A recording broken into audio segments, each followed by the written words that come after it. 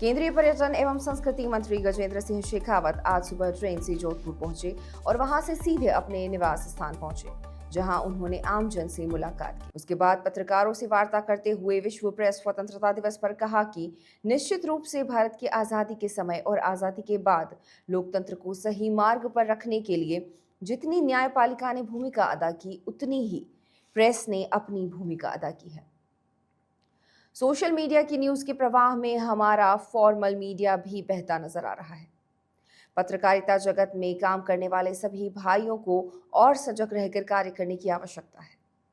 हमारे चौथे स्तंभ की भूमिका व कार्य बढ़ जाता है। हम सब इसके दायित्व को समझें और उसके अनुकूल कार्य करें।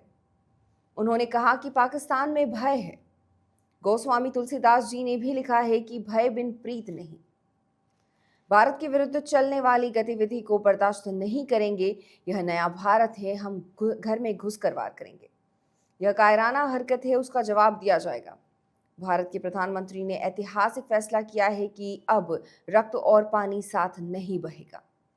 आजादी के बाद सिंधु जल समझौते पर विचार करने की आवश्यकता है। भारत ने अब इसे ठंडे बस्ते में डाल दिया है, तो पाकिस्तान में घबराहट है, यह बनी रहे। पत्रकारों से बात करते हुए उन्होंने आतंकवाद को समूल नष्ट करने के साथ ही देश में जातीय जनगणना सहित कई मुद्दों पर बात की। इस तरह से क्रिएटिव कंटेंट सृजन करने की एक नई पूरी पीढ़ी खड़ी हुई है। गेमिंग से लेकर के आर्टिफिशियल इंटेलिजेंस के सामर्थ्य की ताकत के आधार पर नया एनिमेशन और नया कंटेंट क्रिएशन करने में भारत के युवाओं ने बहुत बड़ी सिद्धहस्तता हासिल की और आने वाले समय में ये पूरी दुनिया के लिए एक नया अवसर होगा।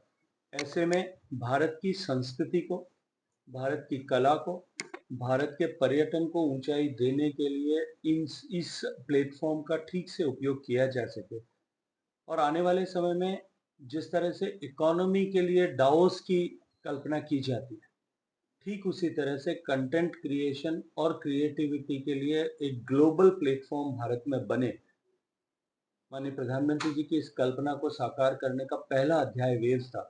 पूरी दुनिया भर से आने वाले लोगों ने, डेलीगेट्स ने, 1 लाख से ज्यादा दुनिया से आने वाले डेलीगेट्स ने इसको देख करके जिस तरह से चमत्कृत दृष्टि से देख करके और अपनी दांत तले उंगली दबाई है भारत के सामर्थ्य और इस विधा के आधार पर जो कुछ किया जा सकता है उसको देख करके वो निश्चित रूप से हम सब के लिए एक अत्यंत सुखद अनुभूति भी और एक सुनहरे भविष्य की ओर इंगित करता है। सर, आजकल